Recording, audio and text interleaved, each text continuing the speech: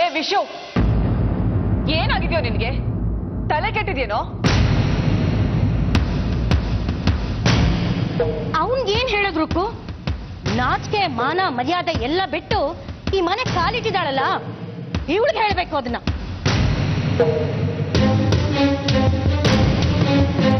ನೋಡು, ನನ್ ಕೋಪ ಜಾಸ್ತಿ ಆದ್ರೆ ನಾನ್ ಏನ್ ಮಾಡ್ತೀನಿ ಅಂತಾನೆ ನಂಗೆ ಗೊತ್ತಿಲ್ಲ. ಅದಕ್ ಮೊದ್ಲೇ ಇಲ್ಲಿಂದ ಹೊರಗಡೆ ಹೊರಟೋಗು.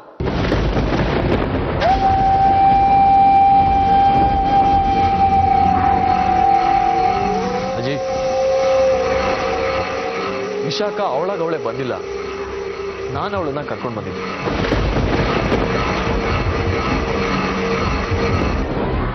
ನೀವು ಅವಳನ್ನ ಹೊರಗಡೆ ಕಳಿಸಿದ್ರೆ ನನಗೆ ಅವಮಾನ ಆಗಲ್ಲ.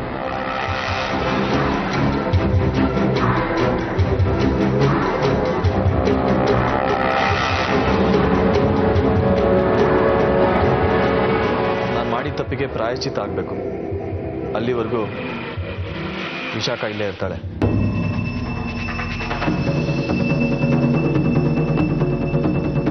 ನೀವ್ಯಾರೋ ಅವಳನ್ನ ಇಲ್ಲಿಂದ ಹೋಗು ಅಂತ ಹೇಳ್ಬಾರ್ದು.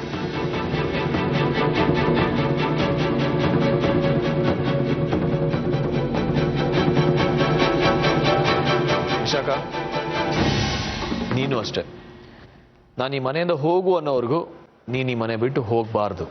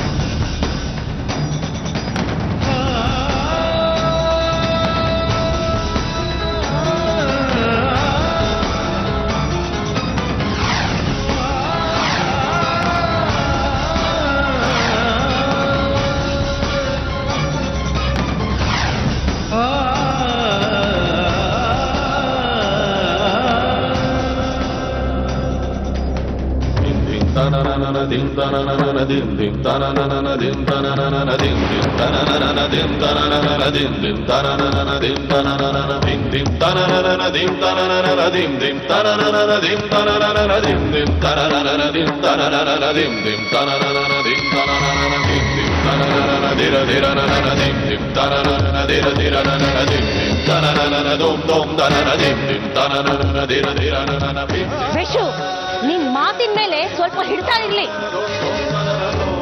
ಯಾರನ್ನ ಮನೆ ಬಿಟ್ಟು ಹೋಗ್ಬೇಡ ಅಂತ ಹೇಳ್ತೀಯ ನೀನು?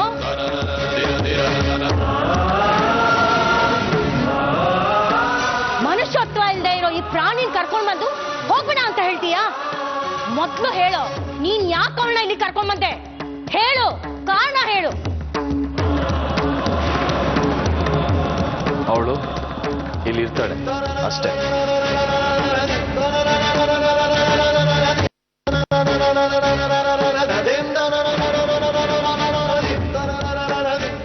ಅದಕ್ಕಿಂತ ಜಾಸ್ತಿ ನಾನು ಇನ್ನೇನು ಹೇಳಲ್ಲ.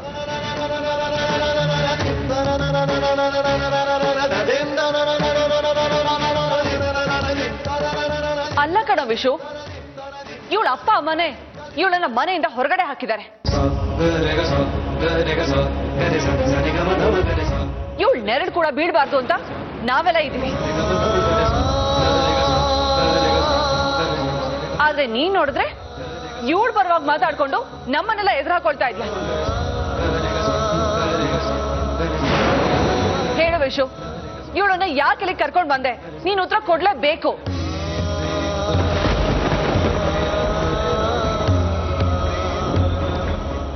ಅದೇನ್ ಕಾರಣ ಅಂತ ಬಾಯ್ ಬಿಡಪ್ಪ. ಕಾರಣ ಕೊಡಲ್ಲ.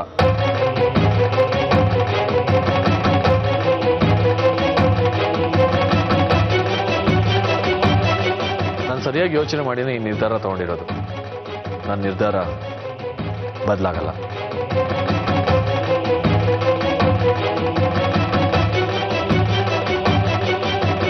ವಿಶು, ನೀನು ತಪ್ಪು ಮಾಡ್ತಾ ಇದೀಯ. ಅಮ್ಮ ಅಜ್ಜಿಗೆ ಚಿಕ್ಕಪ್ಪಂಗೆ ನೀನು ಉತ್ತರ ಕೊಡ್ಲೇಬೇಕು. ಅದ್ ನಿನ್ ಕರ್ತವ್ಯ ಕಣೋ. ಆಗಲ್ಲ ಅಣ್ಣ.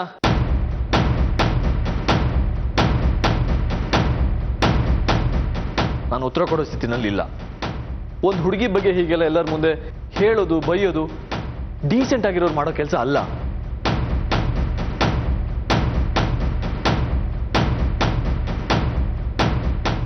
ಇದೇನೋ ಗನಂದಾರಿ ನೀತಿ ನಿಂದು. ಈ ಹುಡುಗಿ ನೀತಿಗೆಟ್ಟೋಳು.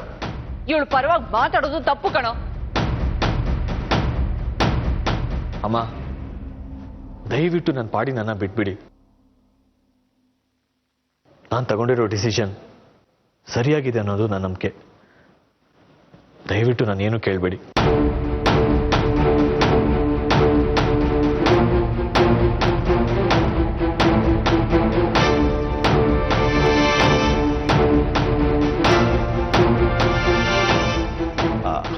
ಅಮ್ಮ, ಅದಕ್ಕೆ ಹೋಗಿ ಬಿಡಿ. ಧರ್ಮಾಧಿಕಾರಿಗಳು ನಿರ್ಣಯ ತಗೊಂಡ್ಬಿಟ್ಟಿದ್ದಾರೆ.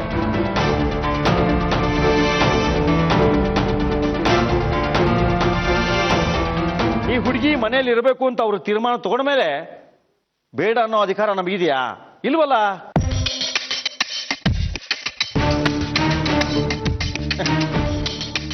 ಏ ಹುಡುಗಿ, ಹೋಗಮ್ಮ. ಇದೇ ಖುಷಿಯಲ್ಲಿ ಹೊಟ್ಟೆ ತುಂಬ ಊಟ ಮಾಡೋ. ಹೋಗೋ.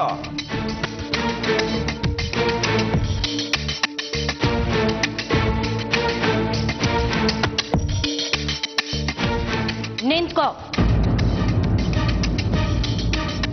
ಇನ್ ಮುಂದೆ ನೀನು ದೇವ್ರ ಮನೆಗೆ ಬರಬೇಡ.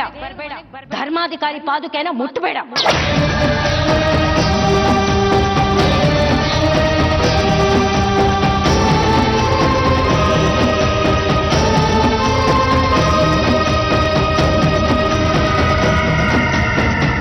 ನೀನ್ ಏನೋ ಸುಳ್ಳು ಹೇಳ್ತಾ ಇದೀಯಾ, ತಪ್ಪು ಮಾಡಿದೀಯಾ.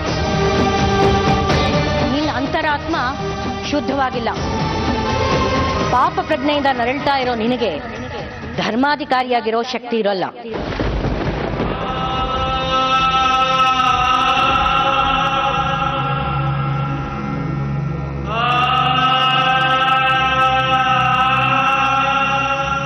ನಿನ್ನಿಂದ ಏನಾದ್ರೂ ತಪ್ಪಾಗಿದ್ರೆ ನೀನು ಈ ಕ್ಷಣ ಧರ್ಮಾಧಿಕಾರಿ ಪದವಿನ ತ್ಯಾಗ ಮಾಡು.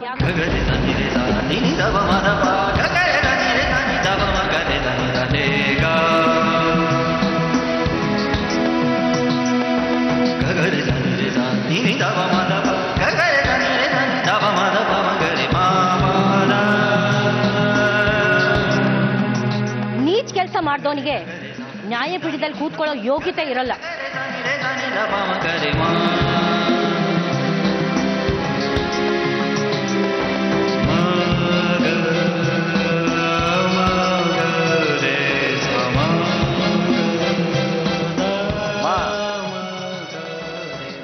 ಈ ತೀರ್ಮಾನ ಇಷ್ಟು ಬೇಗ ತಗೊಳ್ಳೋದು ಬೇಡ ಅಂತ ನನಗನ್ಸುತ್ತೆ.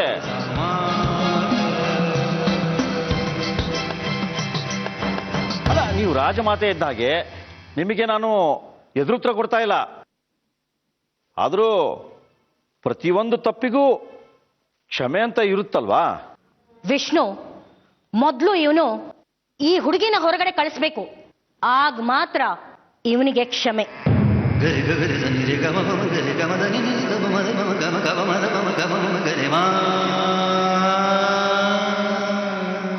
ಪ್ರದೀಪ್, ಇನ್ಮೇಲೆ ನೀನ್ ದೇವ್ರ ಪೂಜೆ ಮಾಡು.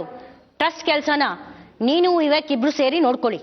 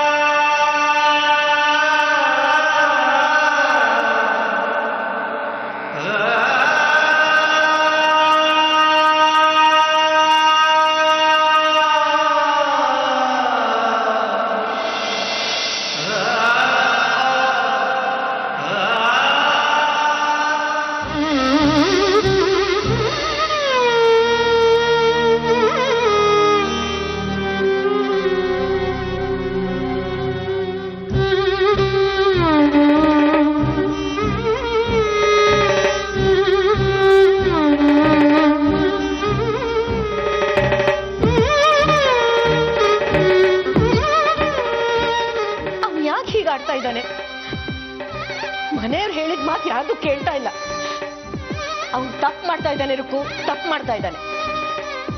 ಯಾರ ಮಾತು ಕೇಳೋ ಸ್ಥಿತಿನಲ್ಲಿ ಅವನಿಲ್ಲ ಅತ್ತೆ. ಅವನ ಮನ್ಸಲ್ಲಿ ಏನಿದೆಯೋ ಒಂದು ಗೊತ್ತಾಗ್ತಾ ಇಲ್ಲ. ಯಾಕೆ ಹೀಗೆ ಆಡ್ತಿದ್ದಾನೆ ಅಂತ ಅರ್ಥನೇ ಆಗ್ತಿಲ್ಲ. ರುಕ್ಕು, ವಿಷು ಹಿಂದೆಲ್ಲ ತಪ್ಪು ಮಾಡಿದಾಗ ನಾನೇ ತಿದ್ದಿ ಬುದ್ಧಿ ಹೇಳ್ತಾ ಇದ್ದೆ. ಆದ್ರೆ ಈಗ ಹಾಗಲ್ಲ. ಅವ್ನು ಮಾಡೋ ತಪ್ಪಿಗೆ ನಾನೇ ಅವನಿಗೆ ಶಿಕ್ಷೆ ಕೊಡೋ ಪರಿಸ್ಥಿತಿ ಬರುತ್ತೆ. ಅದ್ಯಾಕೆ ಅವ್ನಿಗೆ ಅರ್ಥ ಆಗಲ್ಲ? ನಿಮಗ್ ದುಃಖ ಆಗೋದು ಸಹಜ ಅತ್ತೆ.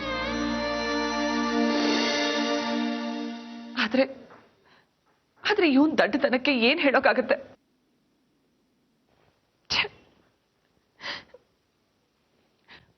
ಒಳ್ಳೆ ಶತಮೂರ್ಖನ ತರ ಆಡ್ತಿದ್ದಾನೆ. ಅವನ ಜೀವನ ಒಂದ್ ನೆಲೆಗೆ ಬಂತು, ಸಂಸಾರ ಚೆನ್ನಾಗಿದೆ ಅಂತ ಖುಷಿ ಪಡ್ತಾ ಇದ್ದೆ. ಆದ್ರೆ ಅದನ್ನ ಅವನ ಕೈಯಾರ ಅವನೇ ಹಾಳು ಮಾಡ್ಕೋತಾ ಇದ್ದಾನೆ.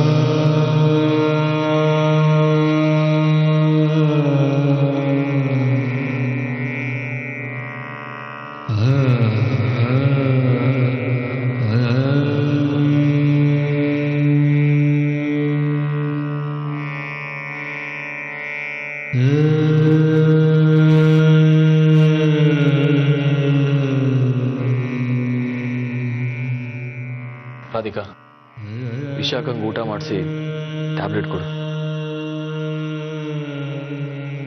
ವಿಶಾಖನ್ ಬಗ್ಗೆ ಈ ಮನೆಯಲ್ಲಿ ಎಲ್ಲರೂ ಸಿಟ್ಟು ಮಾಡ್ಕೊಂಡಿದ್ದಾರೆ. ಅವಳನ್ನ ನಾವಿಲ್ಲಿ ಇಟ್ಕೊಳ್ಳೋದು ಬೇಡ, ಬೇರೆ ಕಡೆ ಎಲ್ಲಾದ್ರೂ ಸೇರ್ಸಕ್ಕಾಗಲ್ವಾ?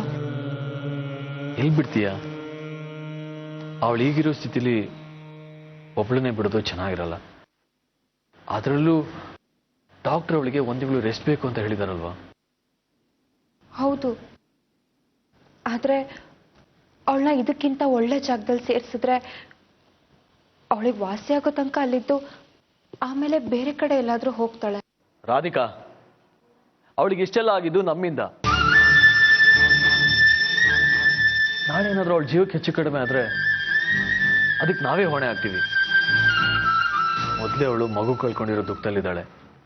ಅಕಸ್ಮಾತ್ ಆತ್ಮಹತ್ಯೆ ಏನಾದ್ರೂ ಮಾಡ್ಕೊಂಡ್ಬಿಟ್ರೆ?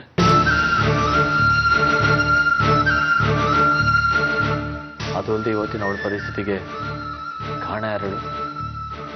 ನಾನ್ ತಾನೆ. ಅವಳಿಗೆ ಪೂರ್ತಿ ಗುಣ ಆಗೋವರೆಗೂ ಇಲ್ಲೇ ಇರಲಿ, ಆಮೇಲೆ ಅವಳಿಗೆ ಇಷ್ಟ ಬಂದ ಜಾಗಕ್ಕೆ ಹೋಗಿ. ಆದ್ರೆ ಅದಕ್ಕೆ ಮನೆಯವ್ರು ಯಾರು ಒಪ್ಪಲ್ಲ. ಇವ್ರಿಗೆ ಯಾರಿಗೂ ವಿಶಾಖನ್ ನೆರಳು ಕಂಡ್ರೂ ಆಗಲ್ಲ. ಕೊನೆ ಪಕ್ಷ ನಿಜ ಏನು ಅಂತ ಹೇಳಿದ್ರೆ ಅವ್ರಿಗೂ ಸಮಾಧಾನ ಆಗ್ಬೋದೇನೋ. ಏನು ಅಂತ ಹೇಳೋದು? ವಿಶಾಖನ್ನ ನಾವ್ ಯಾಕೆ ಇಲ್ಲಿಗೆ ಕರ್ಕೊಂಡ್ ಬಂದ್ವಿ ಅಂತ.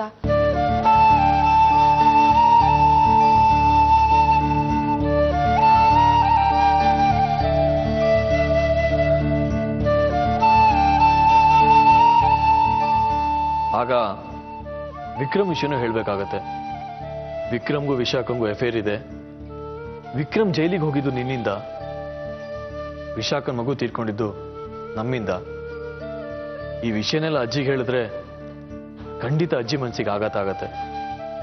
ಸೊ ಈಗಲೇ ವಿಕ್ರಮ್ ವಿಷಯನ ಮನೆಗೆ ಹೇಳೋದು ಬೇಡ.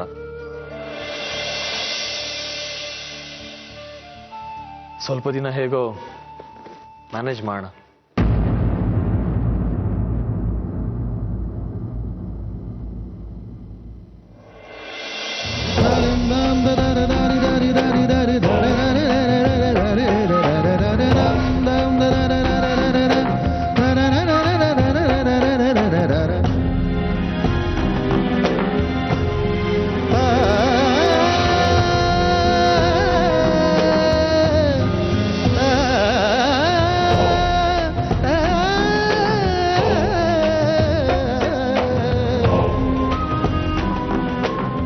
ರಾಧಿಕಾ ನೀನು ವಿಶಾಖನ ಗೆಸ್ಟ್ ರೂಮಲ್ಲಿ ಬಿಟ್ಬಾ.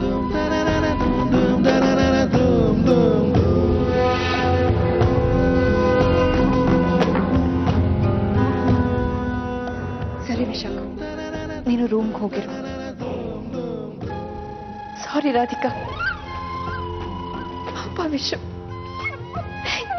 ನನಗೋಸ್ಕರ ಎಷ್ಟು ತೊಂದರೆ ತಗೋತಿದ್ದಾರೆ. ನಾನು ನನ್ನ ಮಗು ಜೊತೆಲಿ ಸತ್ತು ಹೋಗ್ಬೇಕಿತ್ತು. ನನಗೀಗ ಬದುಕಬೇಕು ಅಂತಾನೆ ಅನ್ನಿಸ್ತಿಲ್ಲ. ವಿಶಾಖ ಅಳ್ಬಾರ್ದು ವಿಶಾಖ. ನೋಡು, ಎಲ್ಲ ಸರಿ ಹೋಗುತ್ತೆ. ಇರು, ನಾನು ನಿನ್ಗೆ ಮಾತ್ರೆ ಕುಡಿಯೋಕೆ ನೀರು ತಗೊಂಬಂದು ಕೊಡ್ತೀನಿ.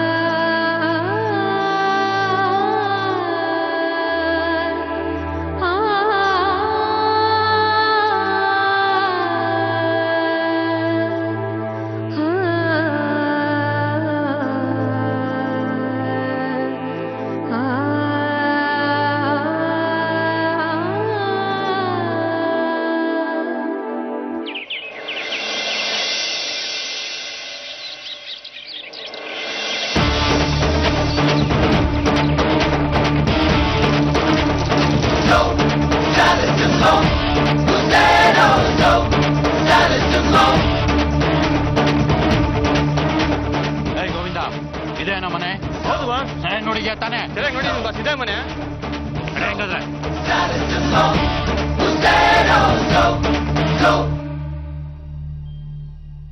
ರೀ, ಕಾಫಿ ತಗೊಳ್ಳಿ. ಎಲ್ಲ ಕಡೆ ಬಿಡ್ತರು, ಎಲ್ಲೂ ಬಿಡ್ಬೇಡಿ, ಒಂದ್ ಕಡೆ ಬಿಡ್ಬೇಡಿ.